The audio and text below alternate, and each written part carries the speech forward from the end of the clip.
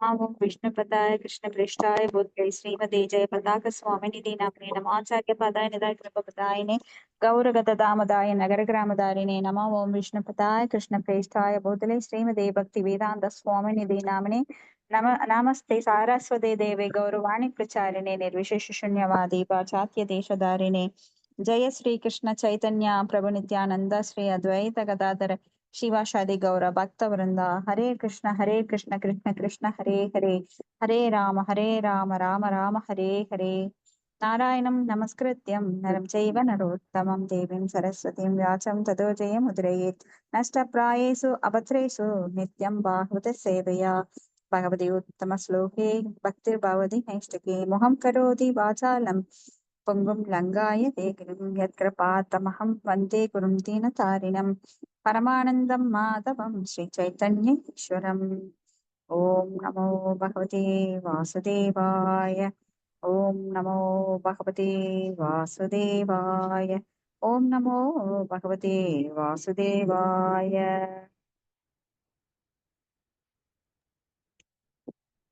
हरे कृष्णा பதம் 36 கரெக்ட்டுங்களா?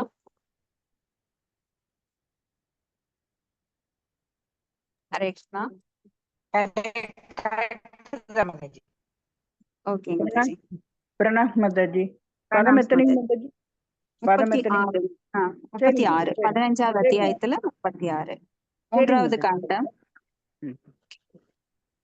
भूयातको नि भगवति अकारि तण्डो यो नौ हरेत शूरहेलनम् अशेषं मा वो हनुदाब कलया भगवत् स्मृति नो मोहो भवेति इह तु नौ व्रजतोर् अतो अद. படிக்கிட்டாங்க மாதாஜி. படிங்க மாதாஜி.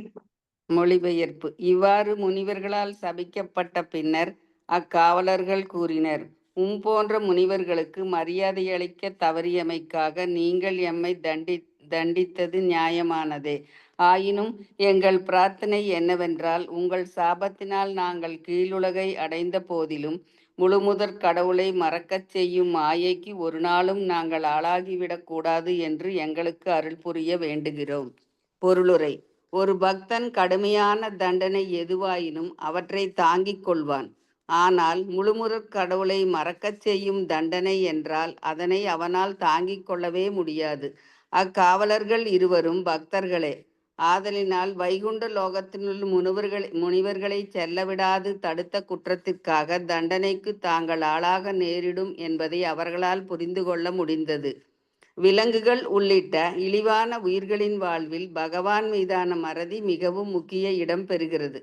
அக்காவலர்கள் இருவரும் தாங்கள் பூவுலகில் குற்றவியல் துறைக்கு போகப் போகிறோம் என்பதை நன்கு உணர்ந்து கொண்டதோடு மிக இழிவான உயிர்களின் ஒன்றாக மாறி பரமபுருஷ பகவானை மறந்துவிடக் கூடும் என்று எதிர்பார்த்தனர்.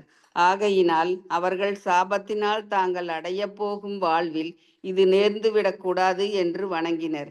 பகவத்கீதை 16வது அத்தியாயம் 19வது மற்றும் 20வது ஸ்லோகங்களில் பகவான் மீதும் அவர் தம் பக்தர்களின் மீதும் காழ்ப்புணர்ச்சி கொண்டோர்கள் இழிந்த வெறுக்கத்தகும் வாழ்வில் தூக்கி எறியப்படுகின்றனர். பிறவிகள் தோறும் இம்மூடர்கள் முழுமுதற் கடவுளை நினைத்து திறனற்று மேலும் மேலும் கீழான கதியினையே அடைகின்றனர் என்று கூறப்பட்டிருக்கிறது. ஹரே கிருஷ்ணா மாதாஜி. நன்றி மாதாஜி. தேங்க்யூ மாதாஜி. அப்ப நம்ம இப்ப கடவுளின் பரலோக வர்ணனைகள் 15வது காண்டத்துல நாம பார்த்துட்டு இருக்கோம். அப்போ வைகுண்ட லோகத்துக்கு பிரவேசிக்கும் அந்த சனத்குமாரர்கள், அங்க இருக்கிற ஜெய விஜயர்கள் இருவர்களுக்கும் ஒரு சிறு மோதல் மனதளவுல நடக்குது. ஏன்னா அவங்க சனத்குமாரர்களை உள்ள போறதுக்கு, என்ட்ரியில போறதுக்கு, 7வது கதவுல போறதுக்கு, வைகுண்ட வாசல்கள்ல போறதுக்கு அவங்க அனுமதிக்கல. அப்ப வைகுண்ட லோகத்துல இப்படிப்பட்டவர்கள் எப்படி இருப்பாங்க? அந்த முனிவர்கள் முற்றும் திறந்த ஞானிகள், அவங்க பக்தர்களும் கூட. அப்ப எப்படி இவங்க தடுத்தாங்க? ஏன்னா இவங்க எந்த மூடர்களும் வைகுண்ட லோகத்துல இருக்க மாட்டாங்க. ஏன்னா அங்க பொறாமை மற்றும் துவேஷம் இதற்கெல்லாம் இடமே கிடையாது. துவந்தங்கள் அற்றவர்கள், எல்லாருக்குமே ஒரே மனப்பான்மை தான் இருக்கும் வைகுண்டத்துல. ஆனா இவங்க இந்த 2 பாலகர்கள் ஜெய விஜயர்கள் இவங்க எப்படி இந்த வைகுண்ட லோகத்துல இருக்கிறாங்கன்னு முனிவர்களுக்கு ஒரு கேள்வி வருது. அப்போ இந்த முனிவர்கள் வந்து சின்ன குழந்தைகளாக இருந்தாலும், அவங்க சட்டையே போடாம சின்ன குழந்தைகளாக இருந்தாலும் அவங்க வந்து மிகப்பெரிய ஞானிகள். ஏன்னா அவங்க வந்து பருவ வயது, நாங்க வந்து இந்த குழந்தை பருவத்தை தாண்டக்கூடாது. ஏன்னா குழந்தை பருவத்துக்கு மேல போக போக என்ன ஆகுதுன்னா இன கவர்ச்சி ஏற்படுகிறது. அதனால ஒரு குடும்பம் உண்டாகுது, குடும்பத்தினால் பற்று உண்டாகிறது, பற்றினால் அவங்களுக்கு நிறைய தேவைகள் ஏற்படுகிறது. அப்படியே உலக பந்தத்துல அந்த ஹிருதய கிரந்தி ஏற்படுகின்றது. அதனால நம்ம சிக்குண்டு விடுவோம் அப்படின்னு நினைச்சுக்கிட்டு இவங்க என்றுமே நாங்க வந்து குழந்தை பருவத்தை தாண்டாமல் இருக்கணும் அப்படின்னு பகவான்கிட்ட வரம் வாங்கிட்டாங்க. அப்ப இந்த முனிவர்களை பார்த்து சிறு பாலகர்கள் தானே, இவங்களை எதுக்கு நான் உள்ள விடணும், இவங்க விளையாட்டுத்தனமா வந்துட்டாங்க, அதனால இவர்களை தடுத்து நிறுத்தலாம் அப்படிங்கிற ஒரு தவறான புரிதல் அங்க ஏற்படுது. இதுக்கெல்லாம் என்ன காரணம் அப்படின்னா, உள்ள இருக்கிற பரமாத்மா அவங்களுக்கு அந்த மாதிரி ஒரு மனோபாவத்தை ஏற்படுத்துகிறார். ஏன்னா வைகுண்ட லோகத்துல அந்த மாதிரி தவறான எண்ணங்களுக்கு இடமே கிடையாது. தவறான புரிதல், தவறான எண்ணங்கள் இடம் கிடையாது. அப்போ பகவானுடைய அந்தரங்க சக்தியில், ஸ்வரூப சக்தியில் ஆட்கொள்ளப்பட்டு அவங்க வந்து தவறான புரிதல்ல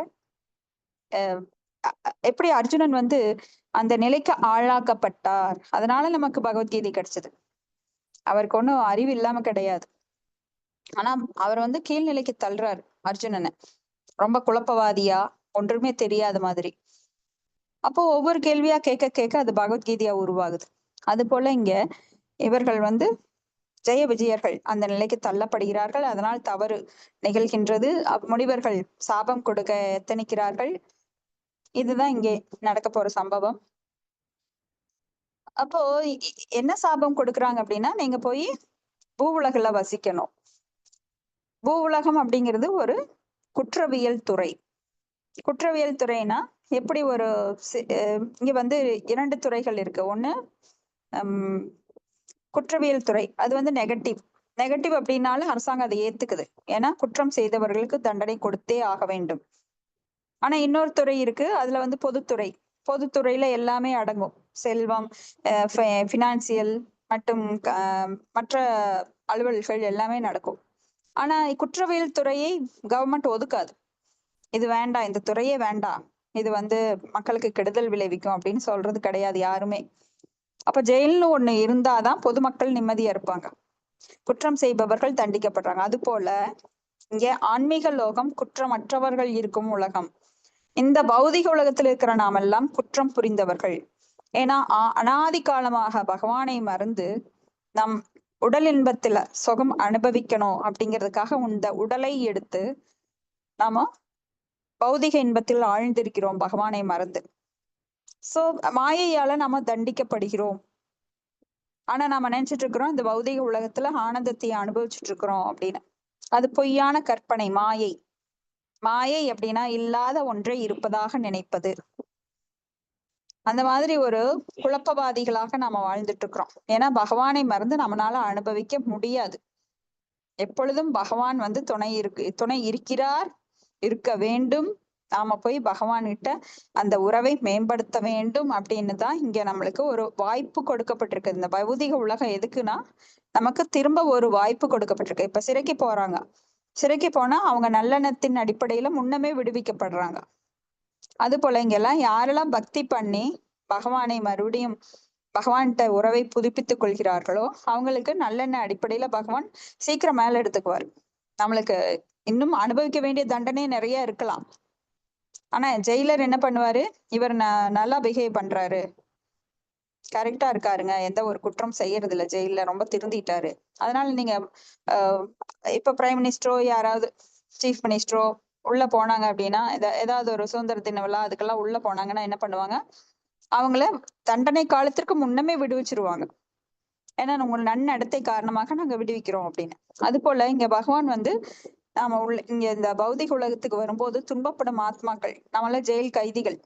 நாம நினைச்சிட்டு இருக்கிறோம் நான் பணக்காரன், எனக்கு IAS இருக்கு, IPS இருக்கு, நான் டாக்டர், என்ஜினியர், எத்தனையோ பொய்யான அடையாளங்களை போர்த்தி கொண்டு நாம பெருமைப்பட்டு கொள்கிறோம். ஆனா நாம குற்றவாளிகள். ஏன்னா அங்க நித்திய சித்தர்கள் இருக்காங்க, நம்ம நித்திய பக்தர்கள். அவங்கள தவறிழைக்காதவர்கள், நாம் தவறிழைத்தவர்கள். இப்ப ஜெயிலுக்குள்ள இருக்கிற ஒருத்தனை பார்த்து வெளியில இருக்கிறவன் என்ன பண்ணுவான், சீச்சி அப்படின்னு பார்ப்பான். ஆனா நாம இங்க உள்ள இருந்துட்டு நாம என்ன பண்றோம், நான் தான் பெரிய மனுஷன ஒரு கௌரவ போர்வை போத்திட்டு இருக்கோம். அதனால நம்மலாம் குற்றத்திற்காக இங்க அனுப்பப்பட்டவங்க. அப்ப ஆன்மீக லோகத்துல இருக்கிறவங்க நம்மளை பார்த்து பரிதாபப்படுறாங்க.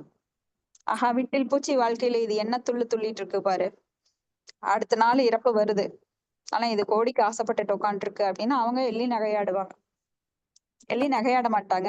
அப்படி இருக்கு. கவலை இருக்கு. சோ நம்ம எப்பவுமே நம்மளுடைய கவனத்தை பக்தியில சிரத்தையாக இருந்து பேக் டு காட், பகவானிடம் போக நாம எல்லாம் முயற்சிக்கணும். அதை விட்டுட்டு நாம புலனின்பத்தில் ஆழ்ந்திருக்க கூடாது. அப்ப இந்த வெறுக்கத்தக்க வாழ்க்கை, இந்த ஜட உலக வாழ்க்கை என்பது துன்பம் தரும் வாழ்க்கை. அப்ப அந்த சாபத்தின் மூலமா ஜெய விஜயர்களை இங்க உள்ள தள்ளுறாரு, இந்த பௌதிக உலகத்துக்குள்ள முனிவர்கள் தள்ளுறாங்க. அப்ப அவங்க ரொம்ப பயந்து நடுங்குறாங்க. ஏன்னா அங்க மாயை அப்படிங்கிறது ஒரு மிக வலிமையானது. தேவி ஹேஷா குணமய மம மாயா துரத்யா மாம் ஏவையே பிரபத்தியந்தே மாயாம் ஏதாம் தரந்திதே. அப்ப என்னை அங்க நம்மள அங்க அனுப்ப போறாங்கன்னு இவங்க உள்ளூர மனசு துடிக்குது. அந்த மாயைக்கு எங்களை அனுப்பினாலும் பரவாயில்ல, அந்த மாயோட கட்டுப்பாட்டுக்குள்ள நாங்க வரக்கூடாதுன்னு வேண்டுறாங்க. அடுத்த ஸ்லோகம் 37. ஏவம் ததைவ பகவான் அரவிந்த நாபக ஸ்வானாம் விபுத்திய சத் அதிக்ரமம் ஆரிய ஹிருதய தஸ்மின் யாயௌ பரமஹம்ச மகாமுனீனாம் அன்வேஷணீய சரணோ சலயன் சகஸ்ரீ. ஹரே கிருஷ்ணா மாதாஜி. படிங்க மாதாஜி. மொழிபெயர்ப்பு. அதே நேரம் உந்தி சுழியிலிருந்து தாமரை மலர் தோன்றியதனால் பத்மநாபர் என்று அழைக்கப்படுபவரும் நேர்மையாளர்களின் மகிழ்ச்சியாக விளங்குவோருமான பகவான் தனது பணியாளர்களின் மூலம் முனிவர்களுக்கு இழைக்கப்பட்ட அவமரியாதையினை அறிந்து கொண்டார். அதிர்ஷ்ட தேவதையான லட்சுமி தேவி உடன் வர அவர் துறவிகள் மற்றும் மகா முனிவர்கள் நாளும் தேடப்படும் திருவடி தாமரைகள் நடந்து அந்த இடத்தை அடைந்தார். பொருளுரை. பகவான் தமது பக்தர்கள் எக்காலத்திலும் தோற்கடிக்கப்பட முடியாதவர்கள் என்று பகவத்கீதையில் அறிவிக்கிறார். காவலர்களுக்கும் முனிவர்களுக்கும் இடையே எழுந்த தகராறு வேறு மாதிரியாக திரும்புவதை பகவான் உணர்ந்து கொண்டதினால் அது தீவிரம் அடையாது தடுக்கும் பொருட்டு தனது இடத்திலிருந்து சம்பவம் நடந்த இடத்திற்கு உடனே வந்தார். அதனால்தான் அக்காவலர்களாகிய அவரது பக்தர்கள் தோல்வி அடையாது காக்கப்பட்டனர். ஹரே கிருஷ்ண மாதாஜி. ஹரே கிருஷ்ண மாதாஜி. அடுத்தது நீங்களே படிச்சிருங்க. அப்போ உந்தி சுழியிலிருந்து தாமரை மலர் தோன்றியதால் பத்மநாபர் பத்ம அப்படின்னாலே தாமரை மலரை குறிக்கும் சொல். இப்ப நிறைய பேரு பத்மா அப்படின்னு பேர் வச்சுக்குவாங்க. அப்போ பத்மநாபர் அப்படிங்கிறது தாமரை மலர், தாமரை மலரை குறிக்கின்றது பத்ம என்கின்ற சொல். பத்மநாபர். இவங்க கூட பத்மநாப சுவாமி நம்ம கேள்விப்பட்டிருக்கோம் இல்லைங்களா கேரளால. அது போல திருவனந்தபுரம் பத்மநாப சுவாமி கோயில். எங்க அண்ணா பேரு பத்மநாபன். ஓகேங்க. அப்போ குந்தி மகாராணி கூட அவங்களோட பாடல்கள்ல தாமரை மலரை ஒப்பிட்டுதான் நிறைய பிரேயர்ஸ் பாத்தீங்கன்னா, தாமரை கண்ணை உடையவர், தாமரை பாதங்கள் உடையவர், தாமரை இதழ் போன்ற கண்கள் விரிந்திருக்கும், அவர உதடுகள் தாமரை மலர் போல சிவந்திருக்கும் அப்படின்னு பகவானை. ஏன்னா தாமரை மலர் மிக உகந்தது. இப்ப பகவான் பங்கஜ நாப்பாய பங்கஜ மாலினேடு நம பங்கஜ நேத்ராய பங்கஜ நேத்ராய நமஸ்தே பங்கஜாங்கிரியே யதா சிசிகேஷே கலேனே தேவகி கம்சேனே ருத்ராட்சம் சுஷார்த்தா விமோச்சிதாகம் சசாத்வஜா விபோ துவயைவ நாபேன முகிர் விபத்கநாத் அப்படின்னு குந்தி தேவி பாடுறாங்க. பங்கஜ அப்படின்னாலுமே தாமரை மலரை குறிக்கின்றது. தாமரை மலரை குறிக்கின்றது. அப்ப இங்க அப்படிப்பட்ட பகவான் தமது தாமரை பாதங்களால நடந்து அங்க ஓடி வர்றார். ஏன்னா இங்க ஏதோ கலகம் நடந்துட்டு இருக்கு, விபரீதம் நடக்க கூடாது, அதை தடுக்க வேண்டும் அப்படின்னு. ஏன்னா பக்தர்கள் என்றுமே பகவானால் காக்கப்படுகிறார்கள். அதனால விரைந்து அந்த வாசலுக்கு 7வது வாசலுக்கு விரைந்து ஓடி வருகிறார், வைகுண்ட வாசலுக்கு. ஸ்லோகம் 38. தம் ஸ்வ ஆகதம் பிரதி ஹிருதௌ பைகம் ஸ்வபும்பிஸ் தே அசச தாச விஷயம் ஸ்வமாதி பாக்கியம் ஹம்ச ஸ்ரீயோ வியஜனயோ சிவவாயுலோலஜ் சுப்ராத பத்ர சசிகோ கேசர சீகராம். ஹரே ஹரே கிருஷ்ணா. மொழிபெயர்ப்பு. சனகரின் தலைமையின் கீழ் உள்ள முனிவர்கள் தம்மை மறந்த சமாதி நிலையில் தங்கள் உள்ளங்களில் தரிசித்த முழுமுதற் கடவுளான விஷ்ணுவை தங்கள் விழிகளினால் நேரே தரிசிக்கும் பாக்கியம் பெற்றனர். அவர் முன்னே வரும்பொழுது அவரது துணைவர்கள் அவருக்குரிய உபச்சார பொருட்களான வெண்கொற்ற குடை மற்றும் வெண் சாமரங்கள் போன்றவற்றை ஏந்திய வண்ணம் வந்தனர். வெண் சாமரங்கள் இரண்டும் இரு வெண்ணிற அன்னங்களைப் போல் வெண்மையான மயிர்களினால் செய்யப்பட்டிருந்தன. அவற்றிலிருந்து எழுந்த சுகமான காற்று வெண்கொற்ற குடையில் இருந்த முத்து மாலைகளை அசைத்த பொழுது முழு வெண்ணிலவிலிருந்து அமிர்த துளிகள் சிதறியது போன்றும் வெம்மை காற்றினால் வெண்பனி கட்டிகள் உருகி வழிவது போன்றும் இருந்தன. பொருளுரை. இஸ்லோகத்தில் நாம் அசசாதச விஷயம் என்னும் வார்த்தையினை பார்க்கிறோம். சாதாரண கண்களினால் முழுமுதற் கடவுளை காண முடியாது. ஆயினும் அவர் இப்போது குமாரர்களின் கண்களுக்கு காட்சியளித்தார். மற்றொரு முக்கியமான வார்த்தை சமாதி பாக்கியம் என்பதாகும். அதிர்ஷ்டசாலிகளாக தியானம் செய்பவர்களை யோக முறைகளின் பயிற்சியினால் தங்கள் உள்ளங்களில் பகவான் விஷ்ணுவின் வடிவினை காண முடியும். ஆனால் அவரை நேருக்கு நேர் பார்ப்பது என்பது முற்றிலும் வேறானது. அது தூய பக்தர்களுக்கே சாத்தியமாக கூடிய ஒன்று. ஆகையினால் குமாரர்கள் தமது துணைவர்கள் வெண்கொற்ற குடையும் வெண் சாமரமும் சுமந்து வர தம் முன்னே வந்து கொண்டிருக்கும் பகவானை நேருக்கு தரிசித்தவுடன் வியப்பினுள் ஆழ்ந்து போனார்கள். பிரம்ம சம்ஹிதையில் கடவுள் பற்றில் உயர்வெய்திய பக்தர்கள் முழுமுதற் கடவுளான சியாம சுந்தரரை எப்பொழுதும் தங்கள் உள்ளங்களில் காண்பர் என்று குறிப்பிடப்பட்டிருக்கிறது. ஆனால் அப்பக்தர்கள் மேலும் முதிர்ச்சி அடையும் பொழுது அதே கடவுள் அவர்களின் கண்களுக்கு நேரடியாக காட்சி தருவார். சாதாரண மனிதர்களுக்கு பகவான் புலனாக மாட்டார். மாறாக ஒருவன் அவரது புனித நாமத்தின் முக்கியத்துவத்தை உணர்ந்து கொண்டு பகவானின் பக்தி தொண்டில் தனது நாவிலிருந்து ஓதுவதன் மூலமும் பிரசாதத்தினை சுவைப்பதன் மூலமும் தன்னை முழு நேரமும் ஈடுபடுத்திக் கொள்வான் என்றால் படிப்படியாக பகவான் தன்னை அவனிடம் வெளிப்படுத்துவார். இவ்வாறு அப்பக்தன் தனது உள்ளத்தில் பகவானை தொடர்ந்து காண்கிறான். இதைவிட மேலும் முதிர்ச்சி அடையும் பொழுது ஒருவன் அதே கடவுளை பிற பொருள்கள் எல்லாவற்றையும் கண்களினால் காண்பது போல் நேரடியாக காண முடியும். ஹரே கிருஷ்ணா மத்தாஜி. சூப்பர் மத்தாஜி. ஹரி போல். அப்போ தன்னை மறந்த சமாதி நிலையில் பகவானை தரிசிக்கும் போது அவங்க வந்து சனகர்கள் இந்த மாதிரி பெரும் முனிவர்கள் வந்து பகவானை வெண்கொற்ற குடையோட வெண் சாமரங்கள் ஏந்திய வண்ணம் எப்படி நாம ஊர்வலம் போறது நாம பார்த்திருக்கலாம். பகவான் வந்து உற்சவரை எடுத்துட்டு எல்லா கோயில்களையும் ஊர்வலம் வருவாங்க. அப்படி ஊர்வலம் வரும்போது வெண்குற்ற குடை சாமரம் இதெல்லாம் விசிறிட்டே வருவாங்க. பகவான் வந்து எப்பவுமே மிகவும் மேலானவர். ஆனா அவருக்கு நாம வந்து இங்க அற்ப பொருட்களாலதான் நாம பகவானை நாம வணங்க முடியும். ஏன்னா பௌதிக பொருட்கள் அப்படிங்கிறது மிக உயர்ந்தது கிடையாது. இருந்தாலும் மிக உயர்ந்ததுன்னு என்ன நம்ம வச்சிருக்கிறோமோ அதை கொண்டு பகவானுக்கு பூஜிக்கும் போது பகவான் அதனால மிகவும் மகிழ்ச்சி அடைகிறார்.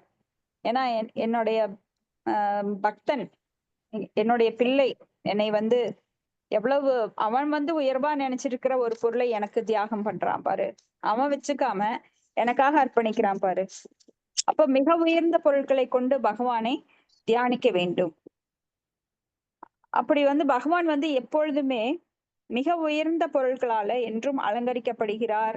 அவருக்கு சாமரம் வீசுறது, வெண்கொற்ற கொடை பிடிக்கிறது, நகைகள், ஆபரணங்கள், இந்த அலங்காரங்கள் இதெல்லாம் நம்ம பார்த்திருப்போம் எல்லா கோயில்களிலும். முக்கியமா திருப்பதி கோயில்ல நீங்க பாத்தீங்கன்னா வைர வைடூரியங்கள், பெரிய பெரிய ராஜாக்கள் தங்களுக்கு உயர்ந்த ஒன்றை அவங்க எல்லாம் வந்து அர்ப்பணிப்பாங்க, பகவானுக்கு அர்ப்பணிப்பாங்க. அந்த காலங்கள்ல பாத்தீங்கன்னா இடம் பகவானோட கோயில்களுக்கு ஏக்கர் கணக்கா கொடுப்பாங்க. இன்னைக்கு அதையெல்லாம் கொள்ளையடிச்சிட்டு இருக்காங்க. 10 ஏக்கர் 100 ஏக்கர் 200 ஏக்கர் ஒரு கிராமம் அப்படின்னு கூட கொடுப்பாங்க. அதையெல்லாம் வந்து இப்போ அரசியல்வாதிகள் பிரிச்சு பந்தாடிட்டு இருக்காங்க.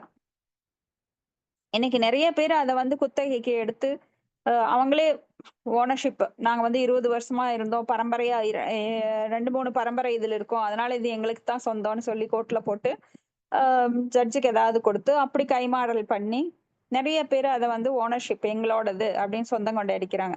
கடவுளுடையதையே எடுத்து எங்களுடையதுன்னு சொல்லிக்கிறாங்க. ஏன்னா நம்ம கிட்ட இருக்கிறது எல்லாமே கடவுள் கொடுத்தது தான், அதையவே நாம அர்ப்பணிக்கணும். ஆனா இங்க வந்து என்ன ஆகுது, திருப்பி உல்டாவா நடக்குது. இப்படி பகவான் வந்து என்றுமே மிக உயர்ந்தவர் ஆதலால், தூய்மையானவர் அதனால், தூய்மையான பொருட்களை கொண்டு, உயர்ந்த பொருட்களை கொண்டு அவருக்கு ஆராதனை செய்யணும். அப்படி வந்து இங்க சனகர் சனத்குமாரர்கள் அவங்க வந்து 4 பேரும் பகவானை வெண்கொற்ற குடையோட சாமரணங்கள் சாமரங்கள் ஏந்தியவாறு அன்னப்பறவைகள் போல வெண்மையான அந்த மயிர்களால் செய்யப்பட்டிருந்த அந்த சாமரங்கள் வீசுறத பார்த்துக்கிட்டு அவங்க, ஏன்னா பகவானை நேர்ல பார்க்கும்போது 1000 கோடி சூரியன்கள் ஒளி அவர்கிட்ட பிரகாசிக்கும். ஏன்னா ஒரு சூரியனே அவர்கிட்ட இருந்துதான் அனைத்தையும் கிரகித்து அதை வந்து ரிஃப்ளெக்ட் பண்ணுது. இப்ப நீங்க கண்ணாடி வச்சு ஒரு ஒளியை வந்து 4 பக்கம் செதறடிக்கலாம். அது போல பகவான்கிட்ட இருந்து வாங்கிய அந்த சூரிய தேவனானவர் நம்மளுக்கு எல்லா கோள்களுக்கும் அனுப்புறார். அப்ப பகவானை நேரடியா எல்லாருமே பார்க்க முடியாது. தூய பக்தர்களுக்கு மட்டுமே அந்த உன்னதமான திவ்யமான கண்களை கொண்டு அவர் தன்னுடைய தர்சனத்தை காட்டுறார். அப்ப எல்லாருக்குமே அவர் காட்டுறது கிடையாது. அப்போ எப்படி பார்க்க முடியும் அப்படின்னா, பிரேமேஞ்சன சுரித பக்தி விலோச்சனேன சந்த சதைவ ஹிருதயேஷு விலோகயந்தி யம் சியாம சுந்தரம் அச்சிந்திய குணஸ்வரூபம் கோவிந்தம் ஆதிபுருஷம் தமஹம் பஜாமி. பிரேமை என்னும் மைப்பூசப்பட்ட கண்களால் மட்டுமே பகவானை காண முடியும். அகந்தை இருக்கிறவன் யாராலையும் பார்க்க முடியாது. இப்படி குமாரர்களோட கண்களுக்கு பகவான் காட்சி தருகிறார். அப்போ இந்த அஷ்டாங்க யோகம் பண்றவங்க எல்லாம் அந்த சமாதி நிலையில அப்படி பார்க்கலாம். பகவான் விஷ்ணுவின் வடிவத்தை அவங்க காண முடியும். இது வந்து தூய பக்தர்களுக்கு மட்டுமே சாத்தியமாகக்கூடிய ஒன்று. அப்படி பாக்குறவங்க வியப்புல ஆழ்ந்து போயிடுறாங்க. ஏன்னா பகவானை வந்து நாம என்னதான் நம்ம வர்ணிச்சாலும் நேர்ல பாக்குற மாதிரி இருக்காது கண்டிப்பா. அந்த வர்ணனைகள் எல்லாம் வந்து சொற்ப ஒரு நம்ம கற்பனைக்கு அச்சிந்திய, ஏன்னா கற்பனைக்கு எட்டாத அழகு ஐஸ்வர்யங்கள், 6 ஐஸ்வர்யங்கள்ல ஒன்று அழகு. மிக மிக மிக மிக அழகானவர். அப்போ இவர் வந்து சாதாரண மனிதர் கண்களுக்கு பகவான் புலப்பட மாட்டார். ஆனால் ஒருவன் அவரது நாமத்தின் முக்கியத்துவத்தை உணர்ந்து கொண்டு பகவானின் பக்தி தொண்டில் தனது நாவில் ஓதுவதன் மூலம், பிரசாதத்தை சுவைப்பதன் மூலம் தன்னை முழு நேரமும் ஈடுபடுத்திக் கொள்வான் என்றால் படிப்படியாக தன்னை அவனிடம் வெளிப்படுத்துவார். சோ இது கிரம முக்தி. கிரம அப்படின்னா வரிசைப்படி. அப்போ ஸ்டெப்பா ஏறி ஏறி ஏறி ஏறி கொஞ்சம் கொஞ்சமா பகவானை உணரும் நிலை. கடைசியில அவன் வந்து பக்தன் அந்த உள்ளத்திலேயே பகவானை காண ஆரம்பிக்கின்றான். அவன் வெளியில தேட வேண்டிய அவசியம் இல்லை.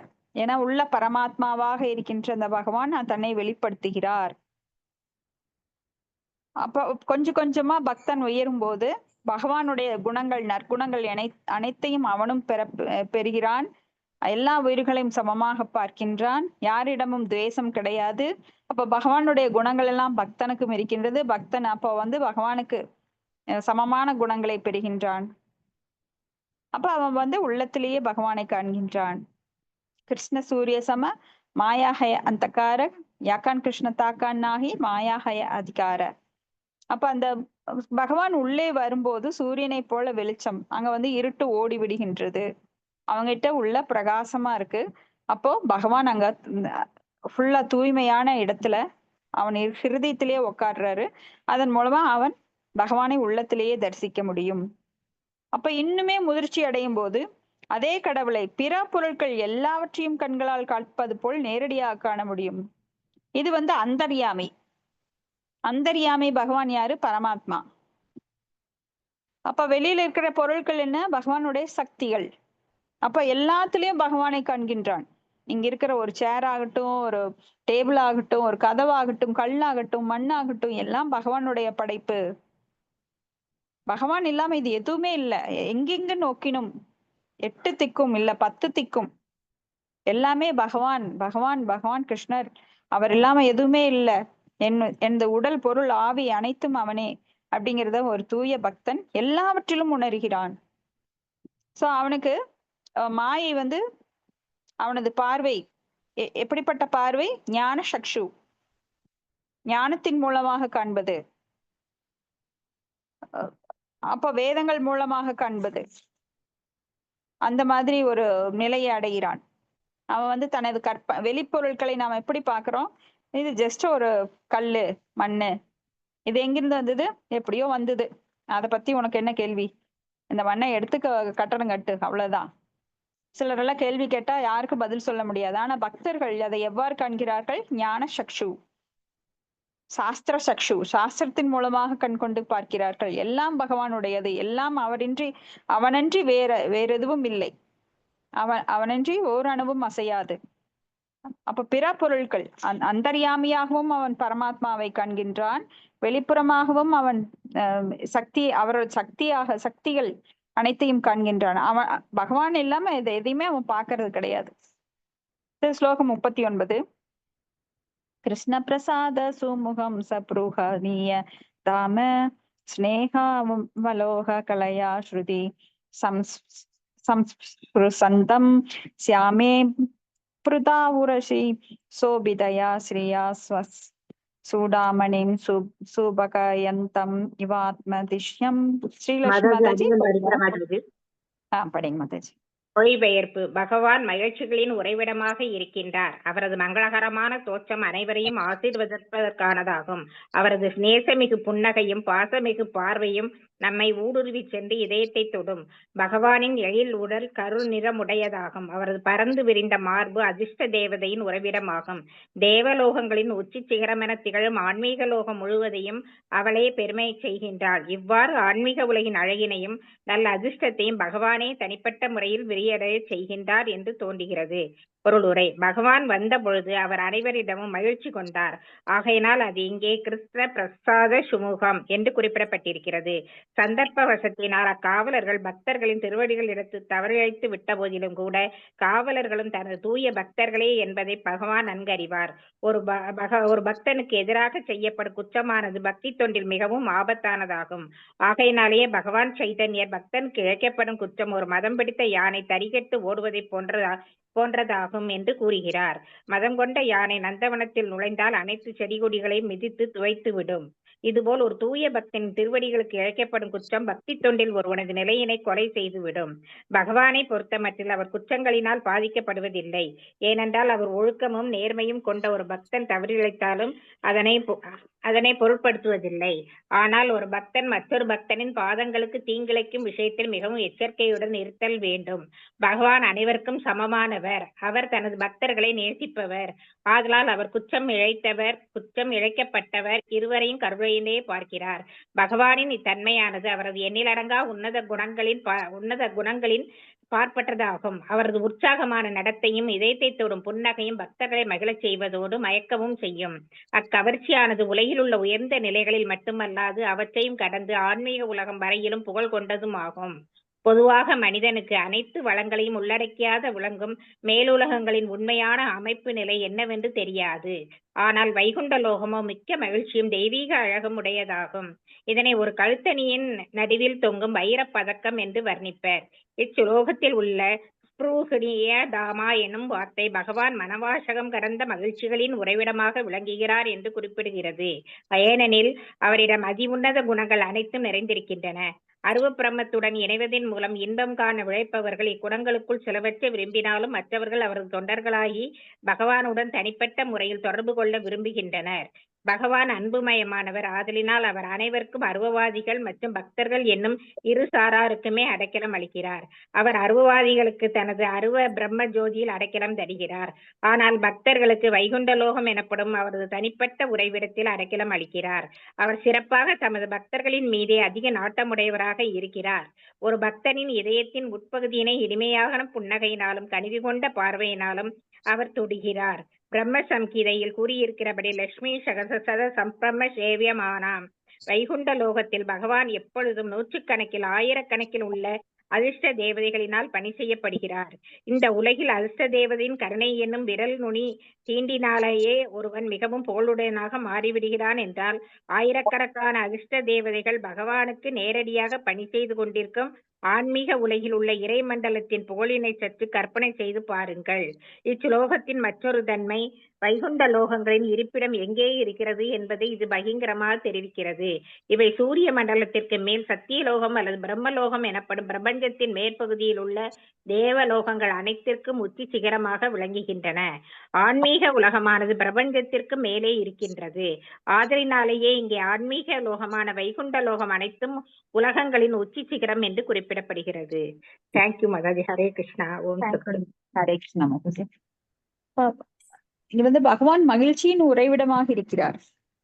ஏன்னா பகவானுக்கு எப்பவுமே துன்பம்ங்கிறதே கிடையாது. அவர் ஆனந்தமயோ அபியாஷாத். அவர் மங்களகரமானவர். அவர் என்றும் தூய்மையானவர். அவர் என்றும் மகிழ்ச்சியின் இருப்பிடம். அவர் சத்து சித்து ஆனந்தம் நிறைந்தவர்.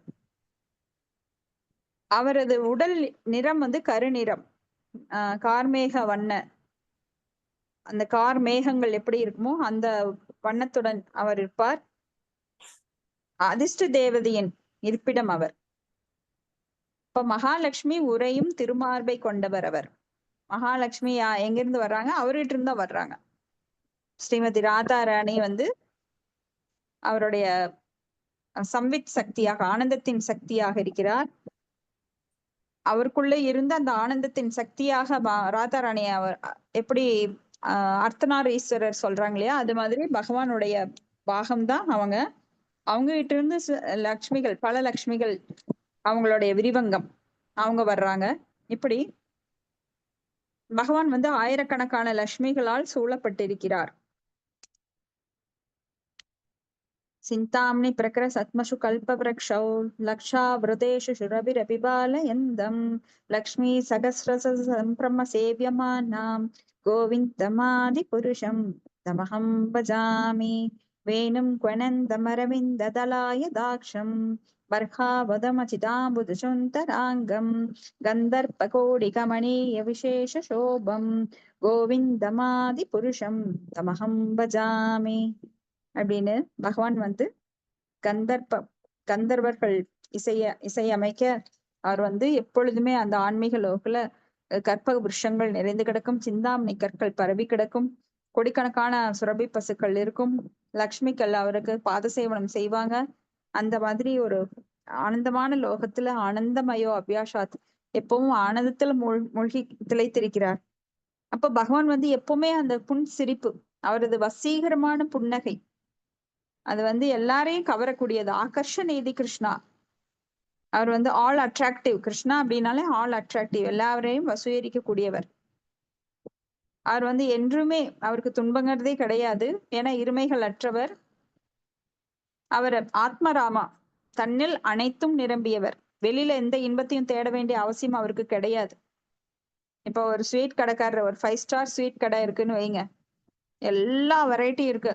அவர் போய் பக்கத்து பெட்டி கடையில போய் ஸ்வீட் வாங்க வேண்டிய அவசியம் கிடையாது. இது வந்து ஒரு எளிமையான உதாரணம். ஆனா இதுக்கும் மேல பெருசா நாம நினைக்கிறோம். ஏன்னா ஆன்மீக உலகத்துல இல்லாத இன்பம் இந்த பௌதிக உலகத்துல கிடையாது. அப்ப ஏன் கிருஷ்ணா இங்க வந்து இங்கேயோ இல்ல ஆன்மீக உலகத்திலேயோ அவர் வந்து கொச்சையாக சிலர் வர்ணிக்கிற மாதிரி எல்லாம் நடக்கிறதுக்கு அவருக்கு வேண்டிய அவசியமே இல்லை. ஏன்னா எந்த இன்பத்தையும் காமமாகட்டும் அவர் அனுபவிக்க வேண்டிய அவசியமே அவருக்கு இல்லை.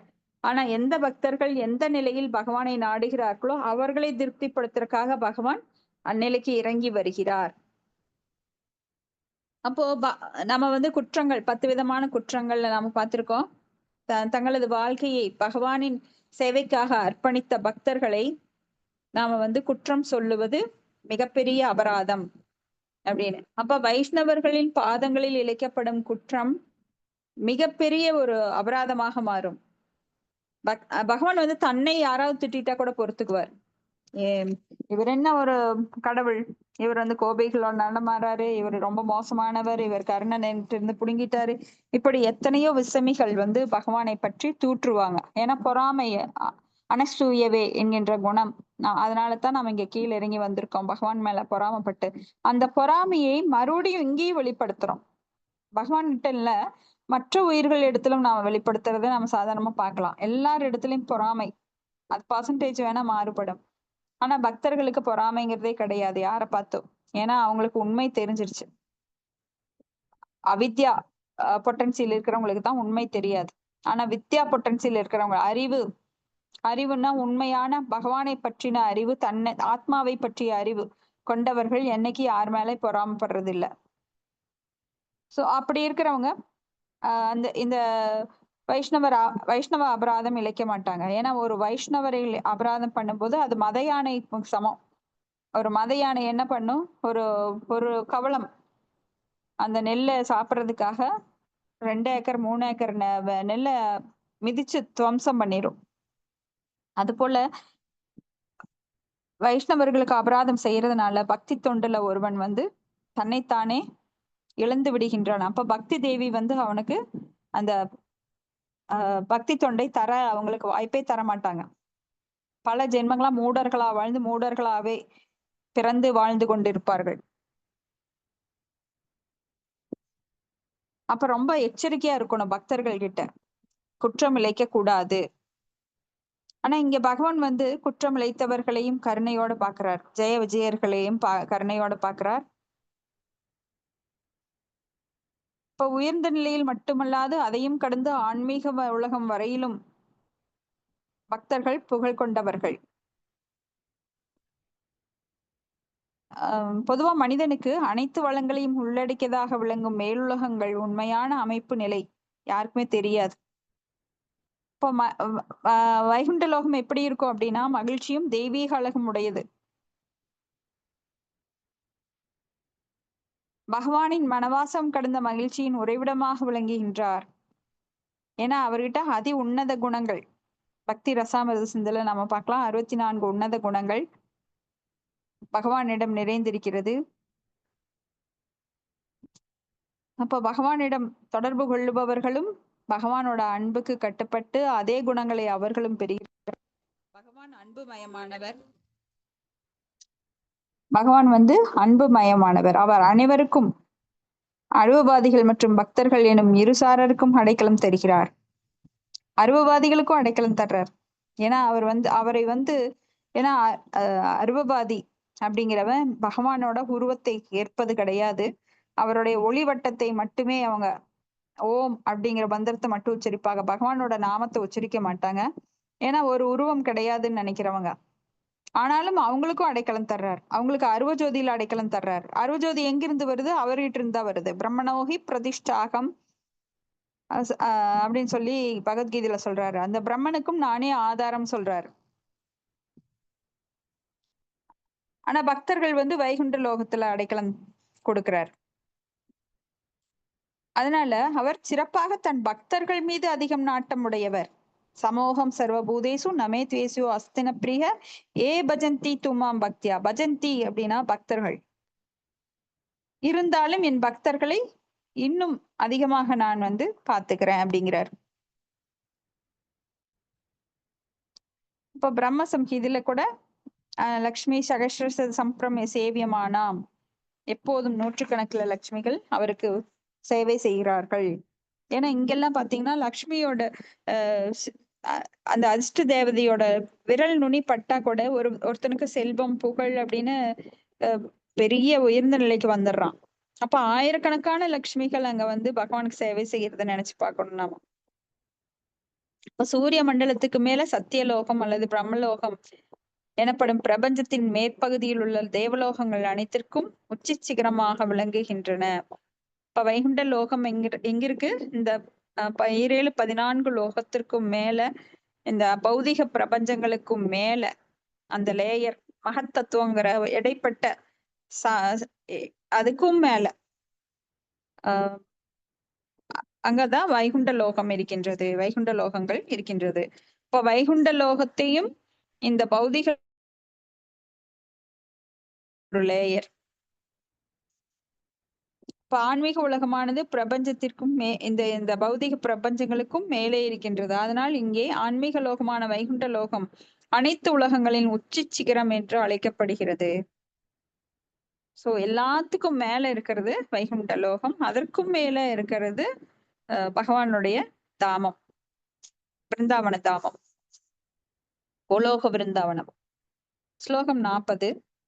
பீதாம் சுகே பிருத்து நிதம்பினி விஷ்புரந்த்யா காஞ்சியாலிபிர் விரதயா வனமாலயாச்ச வல்கு பிரகோஷ்ட வலயம் வினதா சுதாம்சி விந்யஸ்த சஹஸ்தம் இதரேன துணானம் அப்ஜம். ஹரே கிருஷ்ணா. மொழிபெயர்ப்பு. அவரது விரிந்த இடையில் அரைக்கச்சையாக உடுத்திருந்த பொன் மஞ்சள் நிற பட்டாடையின் மீது ஒளிர்கின்ற ஒட்டியானம் ஒன்றை அணிந்திருந்தார். அவரது மார்பில் தொங்கிய அந்த அலர்ந்த மலர்களினால் ஆன மாலையில் வண்டுகள் ரீங்காரமிட்டபடி மொய்த்து கொண்டிருந்தன. அவரது வன்மைமிக்க மணிக்கட்டுகளை கை வளைகள் அணி செய்தன. அவர் தனது ஒரு கரத்தினை தனது வாகனமான கருடனின் தோள் மீது போட்டிருந்தார். மற்றொரு கரம் தாமரை மலரை சுழற்றியபடி இருந்தது. பொருளுரை. இங்கே மாமுனிவர்கள் மட்டுமே தனிப்பட்ட முறையில் உயிர்த்துணர்ந்த முழுமுதற் கடவுளின் அங்க வர்ணனை அப்படியே கொடுக்கப்பட்டிருக்கிறது. பகவானின் உடல் மஞ்சள் வண்ண பட்டு பீதாம்பரத்தினால் போர்த்தப்பட்டு இருந்தது. அவரது இடை மெல்லியதாக இருந்தது. வைகுண்ட லோகத்தில் முழுமுதற் கடவுளின் மார்பிலோ அல்லது அவர் தம் துணைவர்களில் யாரேனும் ஒருவர் மார்பிலோ மலர் மாலை சூட்ட பெற்றது என்றால் அம்மாலை வண்டுகளினால் மொய்க்கப்பட்டு கொண்டிருந்தனவென்றே குறிப்பிடப்படுகிறது. பகவானின் இத்தன்மைகள் எழில்மிக்கவையாகும் பக்தர்களை பரவசத்தில் ஆழ்த்துவனவாகவும் உள்ளன. பகவானின் ஒரு கரம் அவர் வாகனமாக கருடனின் தோள் மீது வைக்கப்பட்டு இருந்தது. மற்றொரு கரமோ தான் வைத்திருந்த தாமரை மலரை மெதுவாக சுழற்றியபடி இருந்தது. இவை அனைத்தும் முழுமுதற் கடவுளான நாராயணரின் தனிப்பட்ட தன்மைகளாகும். ஹரே கிருஷ்ணா மாதாஜி. ஹரே கிருஷ்ணா மாதாஜி. அப்போ அவர் வந்து எப்பவுமே மஞ்சள் நிற பட்டாடை அணிந்திருப்பார். இது நம்ம நிறைய வாட்டி பார்த்திருக்கோம். அப்போ வனமாலி கதி சாங்கி சங்கி சக்ரி சனந்தகி ஸ்ரீமன் நாராயணோர் விஷ்ணு வாசுதேவோ விரைச்சது அப்படின்னு சொல்லி நாம இதுல பார்த்திருக்கோம், சகஸ்ரநாமத்துல பார்த்திருக்கோம். அப்ப பகவான் வந்து வனமாளிகள், வனத்தில் காடுகள்ல நிறைந்திருக்கின்ற அந்த மலர்களை தொகுத்து மாலையாக அணிந்திருப்பார். வனமாலி கதி சாங்கி சங்கி சக்ரி, ஒவ்வொரு கரங்கள்ல வந்து சங்கு சக்கரம் கதை அந்த மலர் இன்னொரு கையில தாங்கி இருப்பார். இங்க வந்து ஒரு கைய வந்து தனது வாகனமான கருடன் மேல போட்டிருக்கார். இன்னொரு கரத்துல தாமரை மலரை சுற்றியபடி இருக்கிறார். இந்த வர்ணனைகள் எல்லாம் நாம யார் மூலமா கேட்கிறோம்? இப்ப இதெல்லாம் நாம தயாரிச்சதா? இப்ப கவிஞர்கள் இருக்காங்க இல்லையா, அவங்க எல்லாம் நிறைய பாடல்கள் பாடியிருக்காங்க. அதெல்லாம் வந்து பௌதிகமான தோற்றங்களை வைத்து அதை ஒப்பிட்டு பாடியிருப்பாங்க. ஆனா இந்த தோற்றத்தை எல்லாம் யார் சொல்லி இருக்க கூடும்? அப்ப ஆன்மீக லோகத்துல இருக்கிறவங்க பார்த்த அந்த விஷயத்தை சொல்றதைத்தான் நாம இங்க வந்து நாம பகவானுடைய பாடல்களாக, இங்க வர்ணனைகளாக, சோஸ்திரங்களாக பாடுகின்றோம். நாம வந்து நம்ம கற்பனையில நம்ம பகவானை வந்து காண முடியாது, பகவானை பற்றி நம்ம பேச முடியாது இல்லைங்களா? ஏன்னா நமக்கு கண்ணுக்கு தெரியாத ஒருவர் அவர். யாரோட கண்ணுக்கு தெரிவார்? தூய பக்தர்கள். அந்த தூய பக்தர்கள் எங்க இருக்காங்க? பகவானுடைய வைகுண்ட லோகத்துல இருக்காங்க. அப்படிப்பட்டவங்க சொன்ன விஷயங்களை வைத்துத்தான் இங்க ஸ்ரீல பிரபுபாதர் நம்ம இஸ்கான் சென்ட்ரல்கள்ல பாத்தீங்கன்னா ஓவியங்கள், பகவானோட ஓவியங்கள், பல லீலைகள் தீட்டப்பட்டு இருக்கும். அவங்க அம்மாவை பார்த்து ஒரு குட்டி கிருஷ்ணா வந்து ஓடுற மாதிரி, அம்மா பெரம்பெடுத்துட்டு அடிக்கிற மாதிரி யசோதையை துரத்துவாங்க. அப்போ இந்த லீலைகள், கோபியர்களோட லீலைகள், அதையெல்லாம் கோபிகள் இவங்க எல்லாம் பார்த்தோம் அப்படின்னா தத்ரூபமா வரைஞ்சிருப்பாங்க. இத வந்து ஒரு யுஎஸ்ஏ பெண்மணி அவங்க வந்து ரொம்ப அழகா ஓவியம் வரைவாங்க. அப்போ அவங்கள வந்து இப்படி வரையணும் அப்படி வரையணும், இல்ல இதுல திருத்தம் வேணும் அதுல திருத்தம் வேணும்னு அந்த 100% அவருக்கு வந்து மன திருப்தி அடையிற வரைக்கும் அவர் வழிகாட்டுவார். ஏன்னா அவரை போன்ற உத்தமர்கள் ஆன்மீக லோகத்திலிருந்து வந்தவர்களால் மட்டுமே அதை வந்து நம்மளுக்கு விரிவாக விளக்க முடியும், வரைய முடியும். அவருடைய ஒரு வழிகாட்டுதல்ல அவங்க வந்து தத்ரூபமா ஓவியங்களை வரைஞ்சாங்க. அந்த ஓவியங்கள் எல்லாம் புகழ் பெற்றவை. இன்னைக்கும் நாம பார்க்கலாம். இது மாதிரி லீலைகள் வந்து நாம நிறைய பார்க்கலாம். இங்க ஒரு கோயில்ல வந்து ஒரு பக்தர் கண்ணே தெரியாது, ஆனா ஸ்ரீமதி ராதாராணி அவங்களுக்கு வந்து அகக்கண்ணை திறந்து அவங்கள காட்டி வரைய வைப்பாங்க. அவ்வளவு தத்ரூபமா வரைஞ்சிருப்பாரு. ஸ்ரீமதி ராதாராணியோட லீலைகளை அவர் வந்து ஒரு கோயில்ல அவ்வளவு கண்ணே தெரியாது, 2 கண்ணு தெரியாது, வெளிப்புற கண்கள் கிடையாது. ஆனா அவர் தூய பக்தி நிலையில இருந்ததுனால ஸ்ரீமதி ராதாராணி உள்ள இருந்து அவருக்கு வண்ணம் தீட்ட வச்சிருக்காங்க. இன்னைக்கும் அந்த கோயில்ல நீங்க நாம போய் பார்க்கலாம். சோ பகவான் நினைச்சாருன்னா என்ன வேணா முடியும். அடுத்தது ஸ்லோகம் 41. விதத்யுத்ஷிபன் மகர குண்டல மண்டனாக கண்ட ஸ்தனோன்னச முகம் மணிமத்கிரீடம் தோர்தண்ட சண்ட விவரே ஹரதா பராத்ய ஹாரேன கந்திர கதேன ச கௌஸ்துபேன. அவரது திருமுகத்தினை வேறுபடுத்தி காட்டும் 2 கன்னங்களும் 2 செவிகளின் மின்னலை போல் ஒலி செய்து தொங்கும் மகர குண்டலங்களின் அழகினை மேலும் அழகு செய்தன. அவரது நாசி உயர்ந்து ஒரே சீராக இருந்தது. வைரங்களும் வைரூரியங்களும் பதிக்கப்பட்ட மணிமகுடம் அவரது திருமுடியினை அணி செய்து கொண்டிருந்தது. அவரது கழுத்திற்கும் நற்கரங்களுக்கும் இடையே அழகிய அட்டிகை தொங்கிக் கொண்டிருந்தது. மேலும் கௌஸ்துபமணி பதிக்கப்பட்டிருந்த மாலை ஒன்று அவர் கழுத்தினை அலங்கரித்தது. ஹரே கிருஷ்ண மாதாஜி. ஹரே கிருஷ்ண மாதாஜி. அப்போ அவரது அழகானது இங்க மறுபடியும், ஏன்னா பகவானுடைய அழகு வர்ணிக்க ஒரு எல்லையே இல்லாதது, அவ்வளவு அழகானவர் பகவான். அப்ப அவர திருமுகத்தை வேறுபடுத்தி காட்டும் 2 கண்கள். கண்கள் எப்படின்னா அழகிய விரிந்த கண்கள். அந்த கண்களுக்கும் காதுகளுக்கும் இடையே போட்டி நடக்குமா. ஏய் காது சொல்லுவான், ஏய் நீ விரிஞ்சுட்டே வராத, என்னோட எல்லையை நீ தொட போற, வேண்டாம் போதும் போதும். அவ்வளவு பெரிய அழகிய கண்கள். அழகிய கண்கள் வந்து பகவானுடைய ஸ்ரீரங்கத்துல ஒரு தாசன், அதாவது பெண்டாட்டி தாசன். இப்ப கோதாசர் அப்படின்னா நாம புலன்களை அடக்கியவர்கள் கோதாசன். நம்ம இங்க பௌதிகத்துல என்ன சொல்லுவோம், ஏன்டா இப்படி பொண்டாட்டி தாசனா இருக்கேன்னு கிண்டல் பண்ணுவாங்க. அப்ப பொண்டாட்டிக்கு தாசனா இருக்கிறவங்கள அந்த மாதிரி கிண்டல் பண்ணுவாங்க. அப்படி ஒருத்தர் வந்து அந்த மனைவிக்கு எப்பவுமே கொடை பிடிச்சிட்டே போவாராமா. கொடை பிடிச்சிட்டு போறப்ப அவங்க கண்களை பார்த்து அப்படியே ரசிச்சுட்டே போவாராம். இதை வந்து ஸ்ரீமத் ராமானுஜாச்சாரியார் பாக்குறாரு. என்னது இவர் என்ன ஒரு மாதிரி வித்தியாசமா நடந்து போயிட்டு இருக்காரு அப்படின்னு. அப்ப சிஷ்யர்கள் சொல்றாங்க, இவரோட பெண்டாட்டி வந்து மனைவி ரொம்ப அழகானவங்க, அதனால அவங்களோட அழகு கெட்டு போக கூடாதுன்னு அப்படி கொடை பிடிச்சிட்டு போறாரு அப்படின்னு. அவர் ஒரு நிமிஷம் இங்க கூப்பிடுங்க அப்படின்னு. அப்புறம் ஸ்ரீமத் ராமானுஜாச்சாரியார்கிட்ட வந்து அவர் வணக்கம் செலுத்தி, எதுக்கு கூப்பிட்டீங்க அப்படின்னு கேட்கும்போது, நீ ஏன்பா இப்படி பண்ணிட்டு இருக்க, இப்படி வெயில்ல நீ கொடை பிடிச்சிட்டு நீ வெயில்ல காஞ்சிட்டு போறியே, என்ன காரணம் அப்படின்னு கேட்கும்போது, என் மனைவி ரொம்ப அழகானவங்க, அவங்களோட அழகு கெட்டக்கூடாது, அவங்க கண்கள் வந்து ரொம்ப வசீகரமா இருக்கு, அதை பார்த்துட்டே இருக்கலாம் போல இருக்கு அப்படின்னு சொல்றப்போ, அப்படியா, இந்த கண்கள் தான் உன்னை அப்படி வசீகரிக்கிறதா, சரி நான் இதை விட அழகிய கண்களை காட்டினா என்ன பண்ணுவேன், அப்படியே கண்கள் எங்கேயுமே கிடையாது, இல்ல நான் உனக்கு காட்டுறேன், அப்ப நீ என்ன பண்ணுவேன் அப்படின்னா, நான் அந்த கண்ணுக்கே நான் அடிமையாயிடுறேன், நான் வந்து இந்த கண்களை அப்புறம் நான் பார்க்க மாட்டேன் அப்படின்னு சொல்றான். அப்ப அவர் என்ன பண்றாருன்னா, ஸ்ரீரங்கம் கோயிலுக்கு கூட்டிட்டு போறாரு. ஸ்ரீரங்கம் கோயில்ல கூட்டிட்டு போய் அந்த ஸ்ரீரங்க மன்னர் ரங்கநாதருடைய கண்களை அவர் வந்து பார்க்க சொல்றார். அரவிந்த தலாயதாட்சம், அந்த தாமரை இதழ் போன்ற கண்களை அப்படியே விரிந்து அழகான இந்த கண்களை பார்க்கிறார். ஏன்னா அந்த திவ்யமான கண்களை அவருக்கு கொடுக்கிறார்.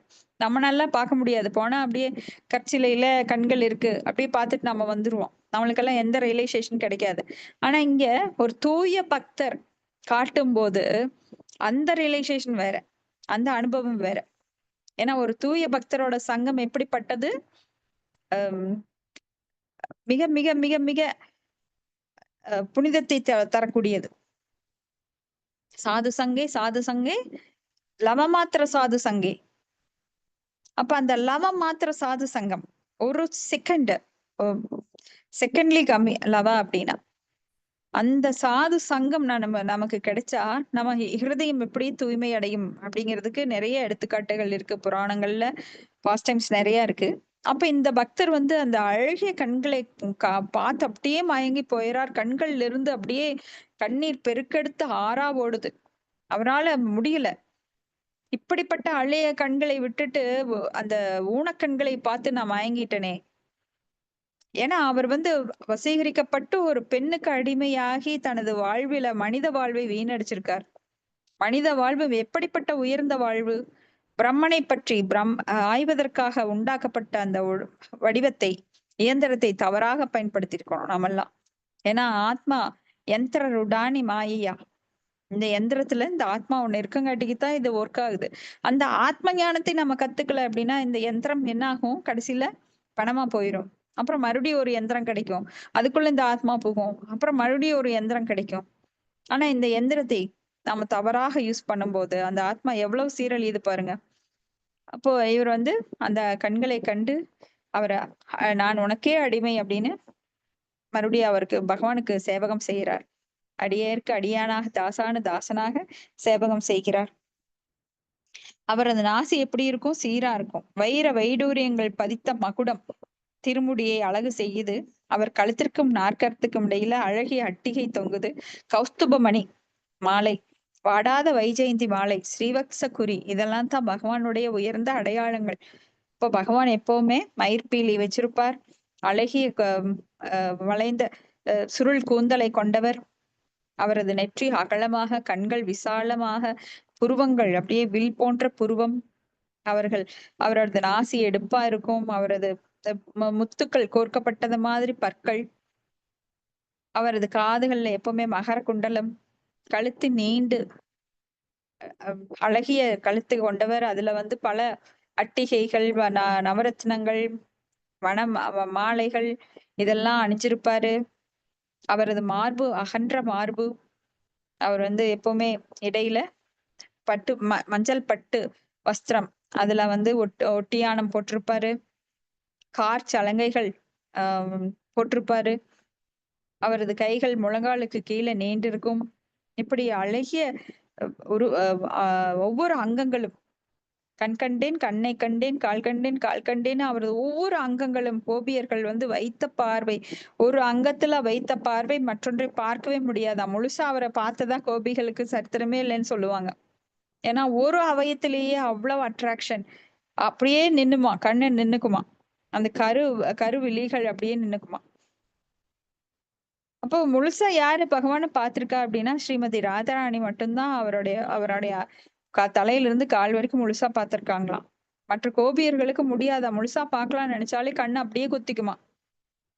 ஏன்னா பகவான் வந்து அந்த ஆடு மேய்க்கும் லீலையில காட்டுக்குள்ள போறப்போ அவங்க யசோதா அன்னை அவங்களுக்கு அழகா அலங்காரம் பண்ணி முத்து பவளம் வைடூரியம் அதெல்லாம் போட்டு அழகா எல்லாம் நகைகளால் அலங்காரம் பண்ணி காட்டுக்கு அனுப்புவாங்களாம். அப்ப இவர் அப்படியே ஒரு திருவிழா போல அந்த பசு மாடுகள், ஏன்னா லட்சக்கணக்கான பசு மாடுகள், பசு கன்றுகள், அதையெல்லாம் ஓட்டிட்டு வரும்போது எவ்வளவு சத்தமா இருக்கும். அப்படியே புழுதி எல்லாம் மேல கிளப்பிட்டு அந்த மாடுகள் சத்தம் போட, அம்மா அம்மா அப்படின்னு சொல்லி சத்தம் போட, கன்றுகள் சத்தம் போட, அந்த தூரத்துல இருந்து வர்றப்பவே அந்த பேரொளி வர ஆரம்பிச்சிருவான். உடனே கோபிகள் எல்லாம் வீட்டை விட்டு வெளியில ஓடி வருவாங்களாம் கிருஷ்ணரை பாக்குறதுக்கு. அந்த கண்கொள்ளா காட்சியை பாக்குறதுக்கு, கிருஷ்ணரை வைத்த கண் வாங்காம பாக்குறதுக்கு. கிருஷ்ணரும் பலராமரும் அவ்வளவு அழகா இருப்பாங்களாம். அவங்களோட எழில் தோற்றத்தை பாக்குறதுக்கு ஓடி வருவாங்களாம். அப்போ ஒரு கோபி புதுசா ஒரு கோபி கல்யாணமாயி வந்திருக்கா.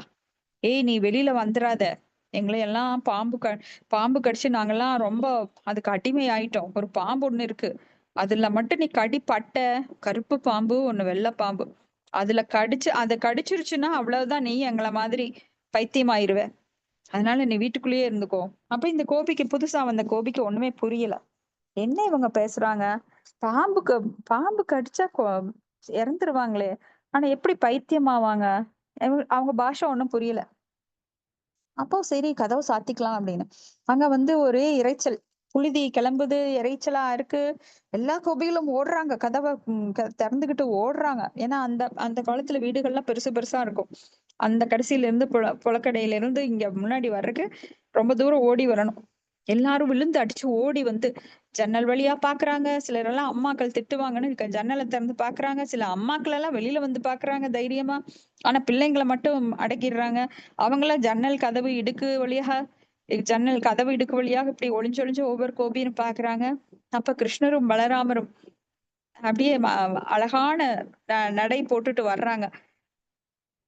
அவங்கள பார்த்துக்கிட்டே இருக்கணும். கண்ணுல இருந்து அந்த சூரியன் மறையுது பாருங்க. அது மாதிரி கடல்ல அந்த சூரிய அஸ்தமனம் பார்ப்போம் இல்லையா? அது மாதிரி கண்ணுல இருந்து மறையிற வரைக்கும் பார்த்துட்டே இருக்காங்க. அப்புறம் ஒண்ணுக்கு ஒண்ணு திட்டிக்கிறாங்க. நீ எதுக்கு வெளியில வந்த? நீ எதுக்கு பார்த்த? நான் எதுக்கு பார்த்தேன்? அப்ப அந்த கோபி வந்து அவளும் எட்டி பாக்குறா. அவ்வளவுதான். ஆஹா, எத்தனை ஒரு அழகிய ரூபம்! கோடி பிரகாச சூரிய ஒளி. ஆஹா, எவ்வளவு திவ்யமான தேகம்! எவ்வளவு அழகிய கண்கள்! எத்தனை அழகிய திருமுகம்! அப்படின்னு சொல்லி அவளும் அடுத்த நாள்ல இருந்து அவளும் போக ஆரம்பிச்சிடுறான். இந்த மாதிரி பகவானுடைய அழகு எல்லோரையும் மயக்கக்கூடியது. ஒரு பகைவனையும் மயக்கக்கூடியது. அசுரர்கள் எல்லாம் கொல்லலான்ட்டு பகவானை கொல்லலான்னு வர்றப்போ, ஆஹா, எவ்வளவு அழகிய தேகம் அப்படின்னு அவங்களே மறந்துடுவாங்க. தங்களை மறந்து, அப்போ ஓ இவ பகைவன், நம்மளை அழிக்க வந்தவ, சே நீ வந்து மனசு மாறிக்கோ அப்படின்னு சொல்லி அவங்க மனசை மாத்துவாங்க. இப்படி பகவான் வந்து மிக மிக அழகிய ரூபம் கொண்டவர். அவரது ரூபம் வந்து எல்லாரையும் கவரக்கூடியது. ஆனா அந்த கவர்ச்சிகரமான தோற்றத்தை காணக்கூடியவர்கள் யார் அப்படின்னா நித்திய சித்தர்கள். எப்பவும் பகவானை பார்த்து அவரது அழகுல மயங்கி அவருக்கு துதிப்பாடல்கள் பாடி அவர் பகவத்கீதை பாகவதம் எல்லாம் படிச்சு அவரை திருப்திப்படுத்தி அவருக்கே சேவை செய்து கொண்டு அவர்கிட்ட அடைக்கலம் புகுந்து எப்பவும் நிம்மதியா இருக்காங்க. ஆனா இங்க அவரை மறந்து அவரது ரூபத்தை மறந்து நாம இங்க திண்டாடிட்டு இருக்கோம். சோ எப்பவும் பக்தி செய்து பகவானிடம் நம்ம அந்த பக்தியை மேம்படுத்தி பேக் டு காட் அவரிடமே செல்வதற்கு நாம தொடர்ந்து அவரை தியானிப்போமாக. ஹரே கிருஷ்ணா.